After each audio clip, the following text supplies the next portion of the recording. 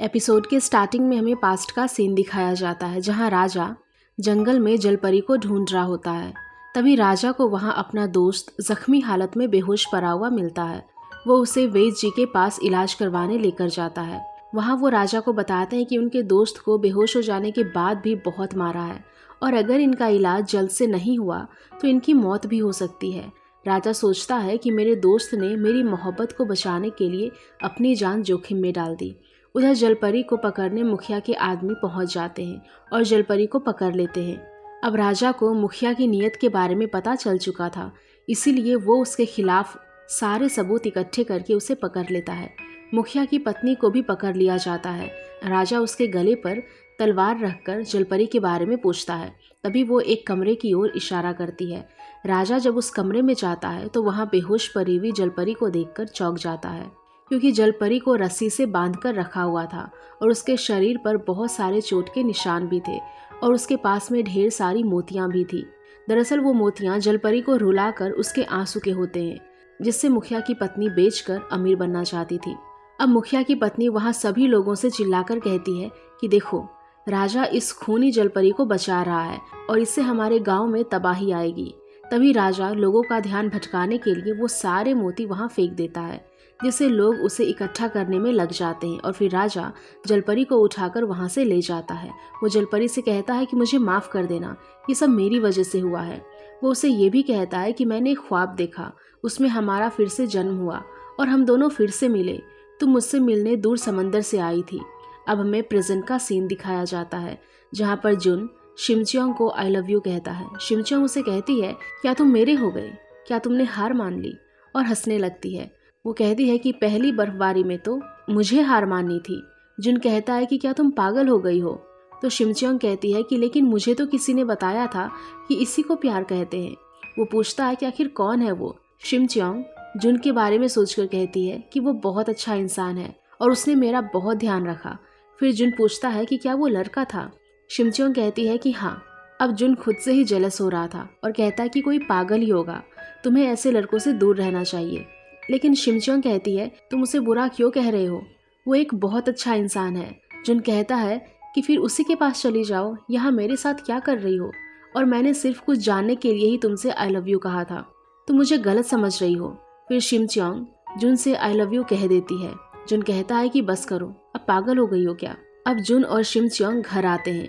वहाँ पर उसका दोस्त उनसे पूछता है कि क्या तुम दोनों डेट पर गए थे? इस बार जुन का दूसरा दोस्त ताई जेलस हो जाता है और वहाँ से चला जाता है। अब जुन अपने रूम में सो रहा था, लेकिन उसे बिल्कुल भी नींद नहीं आती, क्योंकि उसे वही शिमचियोंग वाली बात सता रही होती है। वो शिमचियोंग को आवाज़ लगाकर कहता है कि ओए ऊपर वाली सुनो। तभी शिमचियोंग जल्दी से नीचे आ जाती है। जुन उससे कहता है कि मुझे नींद नहीं आ रही, अजीब से ख्याल आ रहे हैं, क्या तुम उससे अभी भी मिलती हो? क्या तुम दोनों अभी भी साथ हो? शिमचियोंग कहती है कि हाँ, हम दोनों साथ हैं। जुन फिर उससे पूछता है कि आखिर वो लड़का कैसा है? शिमचियोंग जुन को देखकर कहती है कि बहुत प्यारा, उसकी आंखें चमकीली हैं। ये सब सुनकर जुन फिर से जेलस होता है और उसे कहता है कि ऐसे लड़कों से तुम्हें दूर रहना चाहिए, क्योंकि इनमें दिल नहीं होता। फिर शिमचियोंग ये भी कहती है कि मैंने उसे आई लव यू भी कहा। जुन कहता है कि तुम हर किसी को कह देती हो, तुम्हारे लिए ये बहुत आसान है सबको कहना। अब चलो ऊपर जाओ और सो जाओ। आगे जुन जब सो रहा होता है तब उसे वही पास्ट वाला सीन याद आता है, जब राजा के दोस्त को घायल कर दिया गया था। उसकी शक्ल बिल्कुल जुन के अंकल यानी उसके डैड के सेक्रेटरी से मिलती थी। तभी जुन अपने अंकल को कॉल लगाता है, लेकिन देयंग ने उसके कार का एक्सीडेंट करवा दिया था। नेक्स्ट मॉर्निंग जुन के डैड को पता चलता है कि उसके सेक्रेटरी का नशे की हालत में एक्सीडेंट हो चुका है और वो हॉस्पिटल में एडमिट है। जुन के सौतेले भाई को अपनी मॉम पर शक होता है, क्योंकि उसे पता था कि सेक्रेटरी ड्रिंक नहीं करता था। उधर पुलिस वाले देयंग को पकड़ने की प्लानिंग बना रहे होते हैं। तभी एक दूसरा पुलिस वाला आकर कहता है कि हमें उसे भी जल्द से जल्द पकड़ना होगा जो लोगों को लूट रहा है, यानी वो जुन की ही बात कर रहे थे। अब जुन और उसके दोस्त चाचा की भाभी को लूटने का प्लान बना रहे होते हैं। उन तीनों को नहीं पता था कि वो चाचा की भाभी है। तभी शिमचियोंग वहाँ आ जाती है, उनसे पूछती है कि क्या कर रहे हो? वो कहते हैं कि हम काम पर जा रहे हैं। शिमचियोंग पूछती है कि तुम कौन सा काम करते हो? ये सुनकर जुन कहता है कि हम लालची लोगों के पैसे को ठिकाने पर लगाने का काम करते हैं। फिर शिमचियोंग कहती है कि क्या तुम सरकारी मुलजिम हो?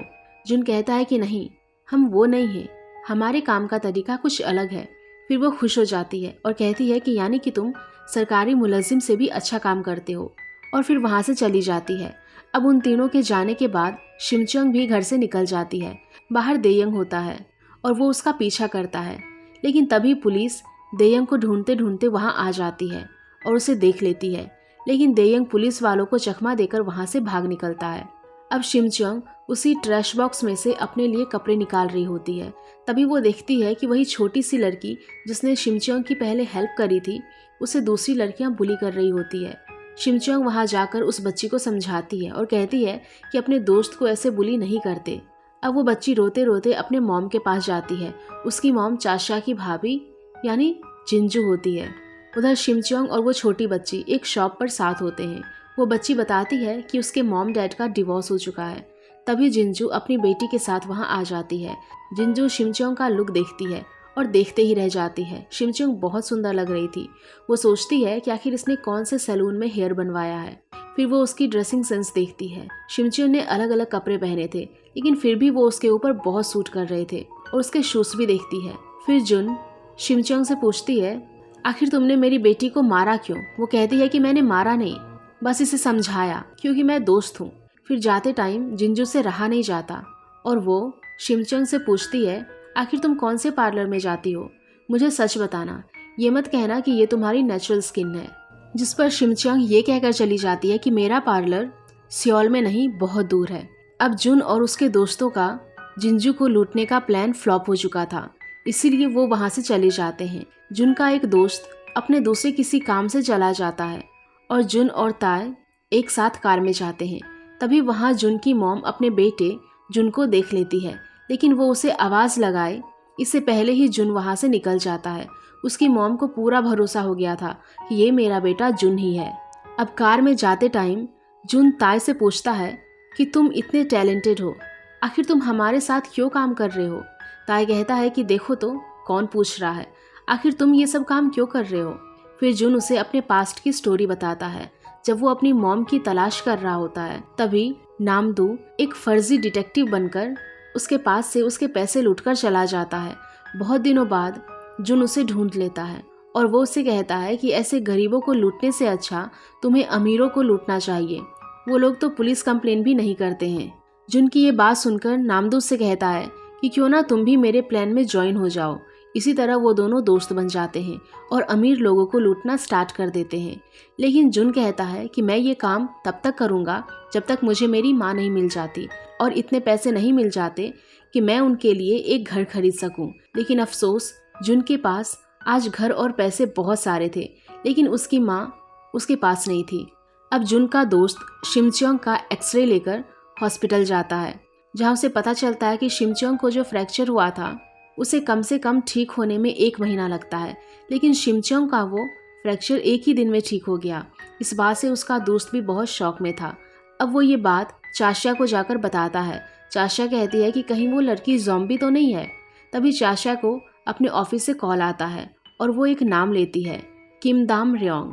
नामदू को याद आता है कि जुन के पास जो ग्रीन ब्रेसलेट है उस पर भी यही नाम लिखा है।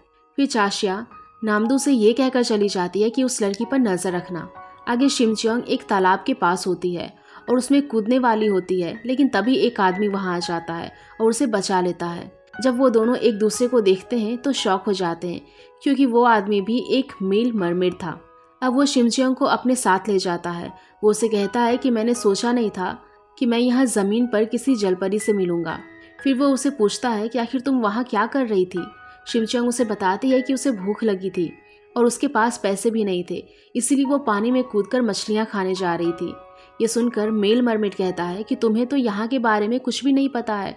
फिर वो उसे कीमती मोती बताता है। शिमचोंग कहती है कि ये हमारे आंसू हैं। तब वो मेल मरमेड कहता है कि इनकी यहाँ बहुत कीमत मिलती है। फिर वो उसे समझाते हैं कि कैसे अपने आंसू इकट्ठे करने हैं। शिमचोंग कहती है कि मैं तो बहुत बार रो चुकी हूँ, अब मैं भी ढेर सारे मोती इकट्ठे करूंगी और जुन को दे दूंगी। शिमचोंग फिर उसे जुन के बारे में सब कुछ बता देती है और कहती है कि वो उससे प्यार करती है, इसलिए यहाँ है, लेकिन जुन उससे अभी प्यार नहीं करता है। फिर मेल मरमेड उसे कहता है कि क्या तुम्हें मालूम नहीं है कि तुम ज़मीन पर ज़्यादा टाइम रहोगी तो मर जाओगी, और अगर तुम्हें ज़मीन पर ज़्यादा टाइम तक रहना है तो ये ज़रूरी है कि वो इंसान भी तुमसे प्यार करे जिससे तुम करती हो। ये सब सुनकर शिमचोंग उदास हो जाती है, लेकिन वो मेल मरमेड कहता है कि फिक्र मत करो, इसमें मैं तुम्हारी हेल्प करूँगा।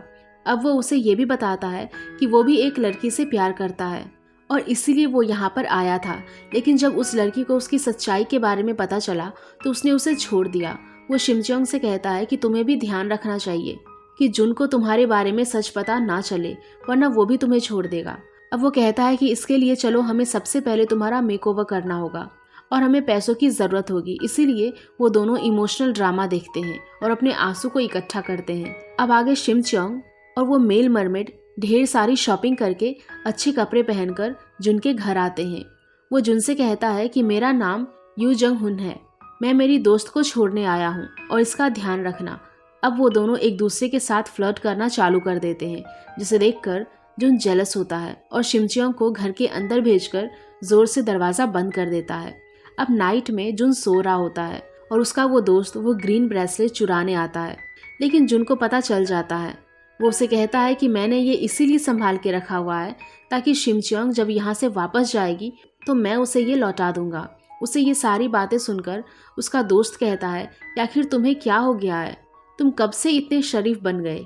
फिर जुन वही पास्ट सीन याद करता है जब राजा ने वो ग्रीन ब्रेसलेट पहना होता है। वो सोचता है पता नहीं जब से मैं इस लड़की से मिला हूँ मेरे साथ अजीबोगरीब चीज़ें हो रही है। नेक्स्ट मॉर्निंग शिमचोंग फैशनेबल स्कर्ट पहनकर आती है। जुन के दोनों दोस्त उसे देखते ही रह जाते हैं और उसकी तारीफ करने लग जाते हैं। तभी वहाँ जुन आ जाता है और उसे जाकर पैंट पहनने को कहता है। उसका दोस्त जुन से कहता है क्या अब ये सब भी तुम डिसाइड करोगे कि कौन क्या कपड़े पहनेगा। जुन कहता है कि मैं इस घर का मालिक हूँ और सबको मेरी बात माननी होगी। शिमचोंग भी ड्रेस चेंज करके आ जाती है। फिर ब्रेकफास्ट करते टाइम जुन को पता चलता है कि शिमचोंग कहीं बाहर जाने वाली है, इसीलिए वो उसे कहता है कि बहुत दिनों से घर की सफाई नहीं हुई है, इसीलिए तुम घर में रहकर आज घर की सफाई करोगी। ताई कहता है कि मैं घर की सफाई कर दूंगा, लेकिन जुन उसे मना कर देता है।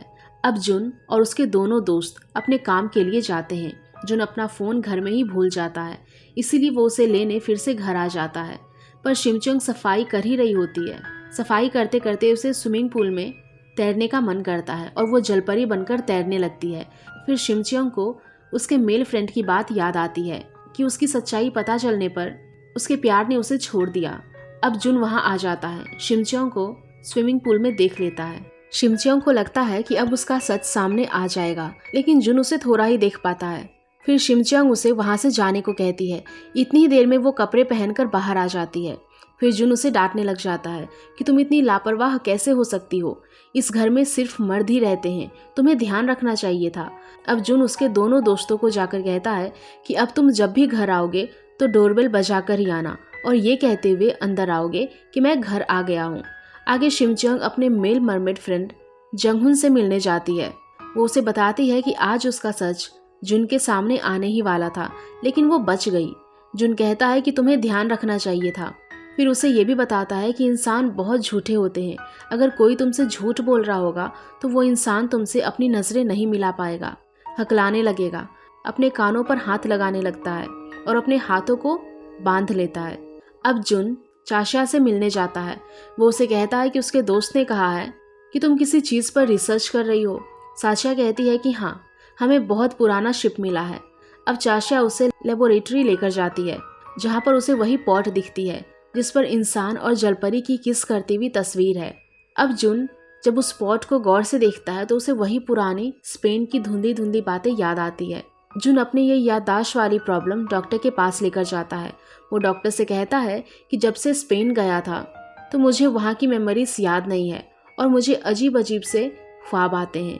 डॉक्टर उसे समझाता है कि ये किसी के साथ भी हो सकता है। फिर डॉक्टर जुन को हिप्नोटाइज करता है। जुन को फिर से ख्वाब में अपना पास दिखाता है, गांव का मुखिया, उसका दोस्त, और जैसे ही उसे मरमेड की शक्ल दिखाती है वो एकदम से उड़ जाता है। जुन को कुछ भी समझ नहीं आता और वो सोचता है कि शायद ये मेरा इल्यूजन है। आगे जुन जब घर आता है उसे शिमचोंग की शक्ल देखकर वही मरमेड याद आती है। अब जुन उससे पूछता है कि क्या तुम कहीं बाहर जा रही हो। शिमचोंग कहती है कि हाँ। तभी जुन अनाउंस करता है कि आज से कर्फ्यू है, जो भी मेरे घर 8 बजे के बाद आएगा उसे बाहर ही सोना पड़ेगा। अब 7:30 बज चुके थे, इसीलिए शिमचोंग जाने से मना कर देती है और कहती है कि अब मैं कल ही जाऊंगी। फिर उसका दोस्त शिमचोंग से पूछता है कि आखिर तुम कहाँ जा रही थी। शिमचोंग कहती है कि मैं पैसे लेने जा रही थी। फिर वो उससे वही पॉलीथिन बताती है जिसमें उसने अपने आंसू के बदले मोती इकट्ठे करे थे। उसका दोस्त जब वो मोतियां देखता है तो शॉक हो जाता है। वो कहता है कि तुम तो बड़ी शातिर निकली, ये कहाँ से लेकर आई। तब शिमचोंग कहती है कि बहुत मेहनत से मैं ये लाई हूँ। फिर वो उसमें से मोती लेने की बात करता है, लेकिन शिमचोंग उसे कहती है कि नहीं, ये सिर्फ जुन के लिए है। लेकिन उसका दोस्त चालाकी से उस पॉलीथीन में से एक मोती चुरा लेता है। नेक्स्ट डे शिमचोंग मेल मरमेड जंगहुन से मिलने जाती है। तभी उसके सीने में अचानक से दर्द होने लगता है। वो शिमचोंग को बताता है कि मेरे पास अब ज़्यादा टाइम नहीं बचा, मैं कभी भी मर सकता हूँ, इसीलिए मेरे सीने में दर्द होने लगा है। और अब तो मेरी गर्लफ्रेंड की भी शादी हो चुकी है, वो भी मेरे पास अब कभी नहीं आएगी। फिर शिमचोंग कहती है कि तुम फिर से समंदर में क्यों नहीं चले जाते हो। जंगहुन कहता है कि वहाँ जाने से भी कोई मतलब नहीं है, मुझे अब वैसे भी मरना तो है ही। फिर वो शिमचोंग से कहता है कि तुम्हारे पास अभी भी टाइम है, फिर से समंदर चली जाओ। लेकिन शिमचोंग मना कर देती है और कहती है कि मुझे वहाँ जुन की याद आएगी। अब शिमचोंग उससे पूछती है कि मेरे पास जीने के लिए और कितना वक्त बचा है। जंगहुन कहता है कि मालूम नहीं, लेकिन मुझे देखकर तुम अंदाज़ा लगा सकती हो। अब उसकी ये सारी बातें सुनकर वो दोनों ही इमोशनल हो जाते हैं और शिमचोंग रोने लग जाती है। आगे जुन को अपने अंकल की याद आती है और वो उन्हें कॉल लगाता है, लेकिन उनका फ़ोन अभी भी बंद आ रहा था। फिर वो उन्हें मैसेज करके कहता है कि हेलो, मैं जुन, आपका कॉल बंद आ रहा है, मुझे कॉल करें। अब उसके अंकल का फ़ोन देयंग के पास होता है। वो जुन के मैसेज का रिप्लाई करता है कि मैं ठीक हूँ और उसे कल शाम मिलने के लिए बुलाता है। अब शिमचोंग को नींद नहीं आ रही होती है, इसीलिए वो नीचे जुन के पास आती है और उसे पूछती है कि मैं तुम्हें कब पसंद आने लगूंगी, तुम्हारे फ्यूचर प्लान्स क्या हैं और तुम मुझे कब से प्यार करने लगोगे। जुन कहता है कि ऐसा कभी नहीं हो सकता। फिर वो दोनों एक दूसरे को देखने लग जाते हैं। जुन कहता है कि मैंने तुम्हारा नाम बिल्कुल सही रखा, तुम सच में पागल हो। जुन कान खुजलाता हुआ कहता है कि मैं तुम्हें कभी प्यार नहीं कर सकता। शिमचोंग को समझ आ जाता है कि जुन झूठ बोल रहा है। वो पूछती है क्यों। जुन कहता है किसी को प्यार करना बहुत मुश्किल होता है, किसी से प्यार एकदम से नहीं हो जाता। लेकिन शिमचोंग कहती है कि ऐसा नहीं है, जब तुम मुझसे प्यार करने का सोचो तो मुझे बता देना। अब इनकी बातों से दोनों को रात भर नींद नहीं आती और वो दोनों सोचते ही रहते हैं। आगे चाशा की भाभी जिंजू उसे एडवाइस देती है कि तुम जिस लड़के से प्यार करती हो उसकी माँ को काबू में रखना चाहिए और उसका ध्यान रखना चाहिए, और फिर वो लड़का तुम्हें कभी नहीं छोड़ेगा। चाशा कहती है लेकिन वो अपनी फैमिली के बारे में मुझे बताता ही नहीं है और मुझे उसकी माँ के बारे में भी नहीं पता है। तभी जुन की माँ यानी उसके घर के सर्वेंट उनके लिए कॉफ़ी लेकर आती है। चाशा को वो कॉफ़ी पसंद नहीं आती है और वो थूक देती है। जुन की माँ कहती है कि आपकी वाली कॉफ़ी ख़त्म हो चुकी है, मैं आपके लिए और लेकर आ जाऊंगी। फिर वो चाशा से कहती है कि अच्छी कॉफ़ी दूर से आती है, तुम्हें सबसे तमीज़ से बात करनी चाहिए। तभी जिंजू चाशा से कहती है अरे जाने दो इसे, ये तो पागल है। अब चाशा जुन की माँ के बारे में उसके दोस्त से पूछती है। वो उसे बताता है कि जब वो 10 साल का था तभी वो दोनों अलग हो गए। जुन ने अपनी माँ को ढूंढने की बहुत कोशिश करी, लेकिन आज तक उसे अपनी माँ नहीं मिली। अब चाशा कहती है कि मुझे ही जुन की माँ को ढूंढना होगा। इसके बाद शिमचोंग चाशा को रोक कर कहती है कि रुको, मुझे तुमसे कुछ बात करनी है। फिर वो चाशा से पूछती है कि अगर मुझे जुन को पटाना है तो क्या करना होगा। फिर चाशा उसे कहती है जुन को लोगों से दूर रहना पसंद है, इसीलिए तुम्हें जुन से दूर रहना चाहिए। अब शिमचोंग समझ जाती है कि वो झूठ बोल रही है, इसलिए वो कहती है कि तुम कितनी झूठी हो, अब मैं इसका उल्टा ही करूँगी, अब हमेशा जुन के पास ही रहूँगी। ये सुनकर चाशा गुस्सा होकर वहाँ से चली जाती है। अब जुन लाइब्रेरी जा रहा होता है, तब शिमचोंग उसके पास जाकर चिपकने लगती है। वो उसे पूछती है कि क्या तुम्हारा इरादा बना मुझसे प्यार करने का। जुन कहता है कि भला एक दिन में कौन प्यार कर सकता है। फिर जुन उसे भी अपने साथ लाइब्रेरी लेकर जाता है। लाइब्रेरी में शिमचोंग जोर जोर से बात कर रही होती है। तभी जुन उसे समझाता है कि यहाँ धीरे आवाज़ में बात करते हैं। फिर शिमचोंग कहती है कि मुझे ये जगह बहुत अच्छी लगी क्योंकि मैं यहाँ तुम्हारे करीब आकर कान में कह सकती हूँ। इस पर जुन हंसने लग जाता है। तभी वहाँ एक लड़की जुन को आकर एक नोट देकर चली जाती है। उस नोट पर उसने लिखा था कि अगर आप दोनों को इसी तरह बात करनी है तो बाहर जाकर करें। अब शिमचोंग पूछती है कि आखिर इसमें क्या लिखा है। जुन कहता है कि उसने ये लिखा है कि मैं बहुत हैंडसम हूँ। ये सुनकर शिमचोंग को गुस्सा आ जाता है और वो उस लड़की को मारने के लिए उठ जाती है। तभी जुन उसे संभाल लेता है। अब जुन हिस्टोरिक बुक में राजा किम के बारे में पढ़ रहा होता है। उसे पता चलता है कि राजा 27 साल की उम्र में ही मर गया था। अब हमें पास्ट का सीन दिखाया जाता है जहाँ जलपरी को वेद जी के पास लेकर आया होता है। वो राजा से कहता है कि जलपरी ज्यादा टाइम तक यहाँ रही तो ये मर जाएगी, इसीलिए इसे जल्द से जल्द समंदर में भेजना होगा ताकि इसकी तबीयत ठीक हो सके। अब राजा वो ग्रीन करा जलपरी के हाथ में पहना देता है। उधर हॉस्पिटल में जुन का सौतेला भाई सेक्रेटरी से मिलने आया होता है। वो सेक्रेटरी की पत्नी को दिलासा देता है कि वो इस एक्सीडेंट की सच्चाई का पता जरूर लगाएगा। अब शिमचोंग लाइब्रेरी से अपने दोस्त जंगहुन से मिलने जाती है। वहां जाकर उसे पता चलता है कि उसकी हार्ट अटैक से मौत हो चुकी है। तभी वहां पर जंगहुन की गर्लफ्रेंड किम हेजिन आती है। जब उसे पता चलता है कि जंगहुन अब नहीं रहा तो वो उदास हो जाती है। फिर वो वहां अपनी गर्लफ्रेंड के लिए एक गिफ्ट छोड़कर गया था। उस बॉक्स में पिंक कलर की मोती की रिंग होती है। शिमचोंग उसे देखकर कहती है कि खुशी के आंसू। उसे जंगहुन की बात याद आ जाती है जब उसने उसे कहा था कि पिंक कलर का मोती तब आता है जब हम खुशी के आंसू रोते हैं। फिर वो उसकी गर्लफ्रेंड से कहती है वो हमेशा तुम्हारा ही जिक्र करता था और तुमसे बहुत प्यार करता था। किम हेजिन कहती है कि उसने मेरे से बहुत सारे राज छुपा कर रखे थे। फिर शिमचोंग कहती है कि जब तुम्हें उसके बारे में सच्चाई पता चली तो उसने तुम्हारी याददाश्त नहीं मिटाई।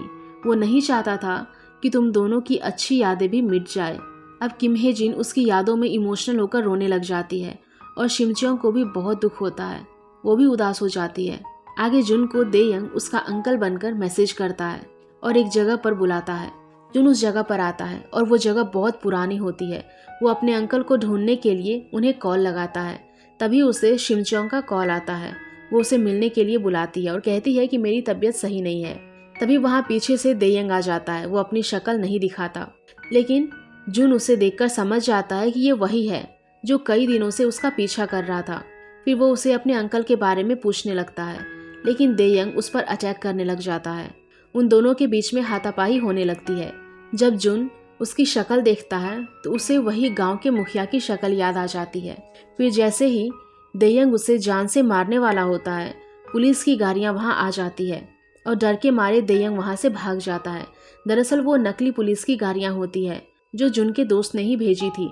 जुन ने उस जगह पर आने के बाद अपने दोस्तों को कॉल करके कहा था कि मुझे यहाँ कुछ ठीक नहीं लग रहा, इसीलिए वो नकली पुलिस की गाड़ियां वहां आई थी। अब जुन शिमचोंग के पास पहुंच जाता है। शिमचोंग जब उसके चोट के निशान देखती है तो बहुत परेशान हो जाती है और उसे सवाल पूछने लग जाती है।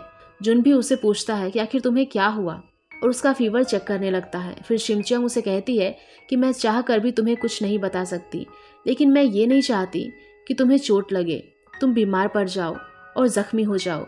मेरी वजह से मैं किसी भी हाल में तुम्हें परेशान और तकलीफ नहीं देना चाहती हूँ, इसीलिए अब मैं तुमसे दूर और यहाँ से जा रही हूँ।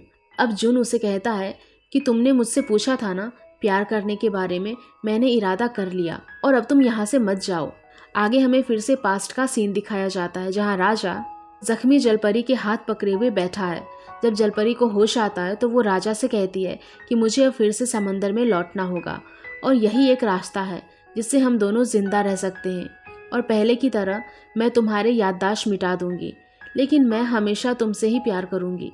लेकिन इस बार राजा उसे याददाश्त मिटाने के लिए मना कर देता है क्योंकि वो दोनों की यादें हमेशा अपने साथ रखना चाहता था।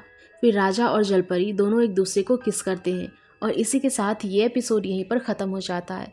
सो गाइज़, अगर आप लोगों को ये एपिसोड पसंद आई होगी तो प्लीज़ वीडियो को लाइक कीजिएगा, शेयर कीजिएगा एंड नेक्स्ट एपिसोड के लिए हमारे चैनल को ज़रूर सब्सक्राइब कर लेना। Thank you.